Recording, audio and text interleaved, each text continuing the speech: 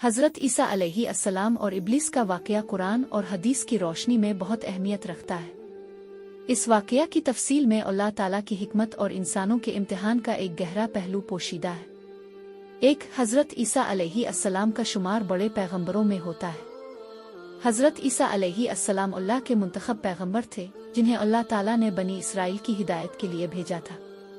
हज़रत ईसा की पैदाइश एक मोजिज़ा थी, क्योंकि उनकी वालिदा हज़रत मरियम अलैहि अस्सलाम के बारे में कुरान में जिक्र है कि वो एक पाकीज़ा औरत थी और उनके हमला होने के बारे में किसी इंसान का हाथ नहीं था। हज़रत ईसा का मजिज़ाती तौर पर पैदा होना अल्लाह की कुदरत का अजीम निशान था। 2, इब्लीस का हज़रत ईसा अलैहि अस्सलाम के बारे में मौक़िफ़। इब्लीस का जिक्र कुरान में बार बार आता है और उसका मकसद इंसानों को गुमराह करना होता है।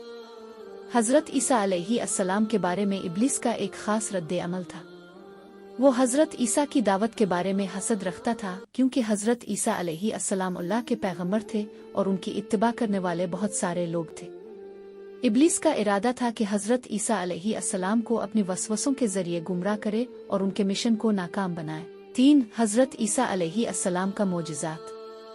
हज़रत ईसा अलैहि अस्सलाम ने अल्लाह की रज़ा के लिए कई मोजिज़ात दिखाए, जिनमें से सबसे मशहूर ये थे कि अपने अंधे को बीनाई दी, कोढ़ियों को शिफा दी, मर्दों को जिंदा किया और दूसरे मोजिज़ात जैसे खाने के मोजिज़ात वगैरह। ये तमाम मोजिज़ात अल्लाह की कुदरत को ज़ाहिर करते थे और हज़रत ईसा की नबुवत की सच्चाई को साबित करते थे। 4, इब्लीस का फ़रेब। इब्लीस ने अपनी शरारतों का आगाज़ हज़रत ईसा अलैहि अस्सलाम की दावत के दौरान किया। वो लोगों के दिलों में वसवसे डालता था ताकि वो अल्लाह के रसूल की बातों पर ईमान न लाएं और उनकी मुखालफत करें।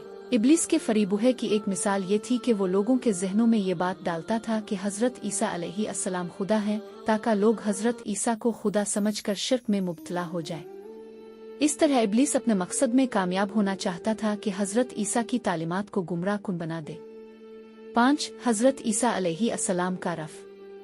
इब्लीस ने हज़रत ईसा अलैहि अस्सलाम को कत्ल करने की कोशिश की, लेकिन अल्लाह की हिकमत के मुताबिक हज़रत ईसा अलैहि अस्सलाम को अपने दुश्मनों से बचा लिया और अल्लाह ताला ने उन्हें अपनी तरफ उठा लिया। कुरान में अल्लाह का इरशाद है, यकीनन उन्होंने हज़रत ईसा अलैहि अस्सलाम को कत्ल नहीं किया और ना वो सलीब पर चढ़े, बल्कि अल्लाह ने उन्हें अपनी तरफ उठा लिया। सूरा अल इमरान 157।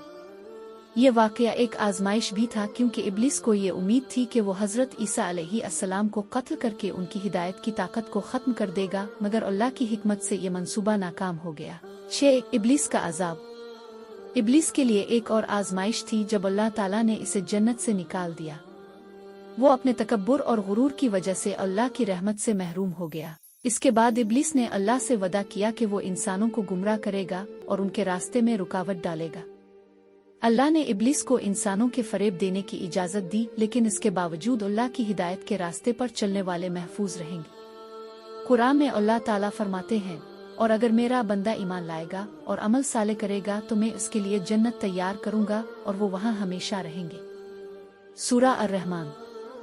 7, हज़रत ईसा अलैहि अस्सलाम और इब्लीस का तलाक़ी। हज़रत ईसा अलैहि अस्सलाम और इब्लीस के दरमियान बरा रास्त तलाक़ी का कोई तफसील कुरान में जिक्र नहीं है, मगर इब्लीस का मकसद हज़रत ईसा को गुमराह करना और उनके मिशन को नाकाम बनाना था।